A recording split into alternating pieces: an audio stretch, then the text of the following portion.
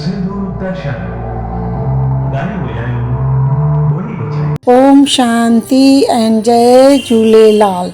जॾहिं असां दुनिया खे ॾिसूं था त कावर कूड़ ऐं घणी निगेटिविटी नज़र अचे थी। अचो मां तव्हांखे कुझु सादो ॾेखारींदसि। हीअ टोकरी ख़ाली लॻे थी, पर छा इहा वाक़ई में ख़ाली आहे?